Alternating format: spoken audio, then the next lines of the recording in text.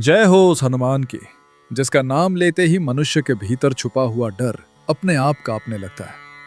तुलसीदास जी हनुमान चालीसा की पहली ही चौपाई में हमें एक बहुत गहरी बात समझा देते हैं। अगर हनुमान को समझना है तो पहले ये भूल जाओ कि वे केवल बलवान हैं। जय हनुमान ज्ञान गुण सागर, ये कोई साधारण स्तुति नहीं है, ये एक घोषणा है। हनुमान की शक्ति मांसपेशियों से नहीं बल्कि ज्ञान और गुण से जन्म लेती है। आज का मनुष्य कहता है, मेरे पास ज्ञान है, मेरे पास डिग्री है, मेरे पास स्किल है। लेकिन तुलसीदास जी कहते हैं, अगर ज्ञान के साथ गुण नहीं है तो वही ज्ञान अहंकार बन जाता है। हनुमान जी का ज्ञान शब्दों का ज्ञान नहीं था, वो अनुभव का ज्ञान था, और सबसे बड़ा वो मौन का ज्ञान था। हनुमान जानते थे कब बोलना है और कब चुप रहना है, कब शक्ति दिखानी है और कब सिर झुकाना है। इसीलिए सब कुछ जानते हुए भी उन्होंने कभी अपने ज्ञान का प्रदर्शन नहीं किया। ज्ञान गुण सागर, सागर इसलिए कहा गया क्योंकि सागर अपनी गहराई नहीं दिखाता।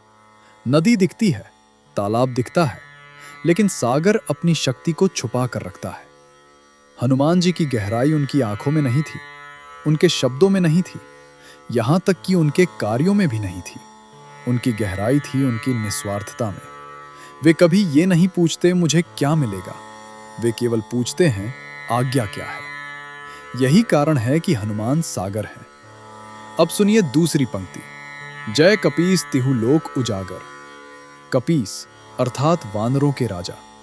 लेकिन ये राज्य जन्म से नहीं मिला था, ये राज्य मिला सेवा से, त्याग से और अनुशासन से। आज का युग पद चाहता है बिना तपस्या के, सम्मान चाहता है बिना चरित्र के, और प्रसिद्धि चाहता है बिना त्याग के। हनुमान जी इन सब का उल्टा है। तीनों लोक केवल स्थान नहीं है, भूलोक जहां कर्म होता है, भुवरलोक जहां भावनाएं रहती हैं, और स्वरलोक जहां सुख और अहंकार रहता है। हनुमान जी तीनों लोकों में उजागर हैं क्योंकि वे तीनों से बंधे नहीं हैं। जो बंधा नहीं होता वही हर जगह पूजित होता है। देवता हनुमान को जानते हैं, दानव भी हनुमान को पहचानते हैं, और मनुष्य आज भी हनुमान को पुकारता है, क्योंकि जहां अहंकार टूटता है, जहां भय गिरता है और जहां सेवा जन्म लेती है, वहां हनुमान तत्व प्रकट होता है। अगर तुम्हारे पास शक्ति है लेकिन विनम्रता नहीं तो तुम हनुमान से दूर हो। अगर तुम्हारे पास ज्ञान है लेकिन अनुशासन नहीं तो तुम हनुमान से दूर हो। लेकिन अगर तुम चुपचाप अपना कर्तव्य निभाते हो, बिना श्रेय चाहे, बिना शिकायत किए, तो समझ लो हनुमान तुम्हारे भीतर जाग रहा है।